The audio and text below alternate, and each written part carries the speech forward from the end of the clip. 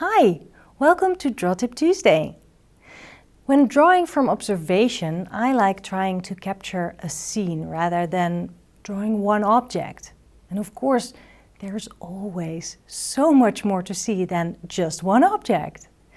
Today, let's take our drawings beyond that one object or still life and draw more. What I like to do when I start a drawing is start with the foreground. When I sit somewhere, I often have something in front of me, for example, a drink. That is always a great starting point. It's what I'm doing here now too. I start with my mug here, and that's my very first bit. From here, I just start drawing the shape next to it and the one next to that, and so on, and that builds up to a drawing of the cactus on the right. I'll add a bit of shading, mainly to cover my mistakes, to be honest, but it also gives the drawing a bit of contrast, which I like. Now I will keep on going. What's on the other side of that mug?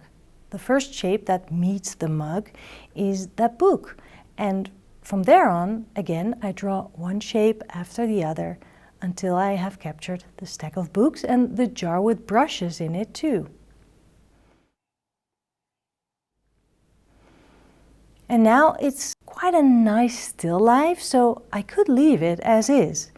But when I add the background, then I will give this drawing so much more context and a lot of depth too. I'm closing one eye, so I am seeing only from one clear angle. It really helps. It also helps to see the proportions much better. It's quite amazing how small that plant looks compared to the foreground. But it's what I see. I keep drawing one shape next to another, and the next, and so on. Still with one eye closed, I look at my foreground to get the proportions right. That top of the cactus in the foreground is breaking up the negative space between the chair's legs, off center to the right. The arm of the chair is just a little below the same height as the tip of that branch, that plant branch that sticks out. And this way I sort of measure my way through the shapes.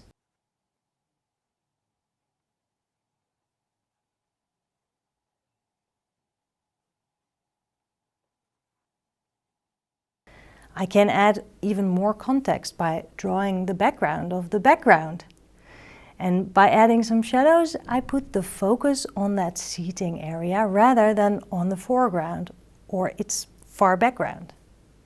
I personally really enjoy drawing a place this way. You can do this at home, you can do it on location, it works anywhere. For example, when drawing on location, you can draw part of a car in the foreground to give the building that you are drawing some more context. Or branches of trees, they are always great in the foreground because they form kind of a frame and they steer the viewer's eyes to the part that you want focus on.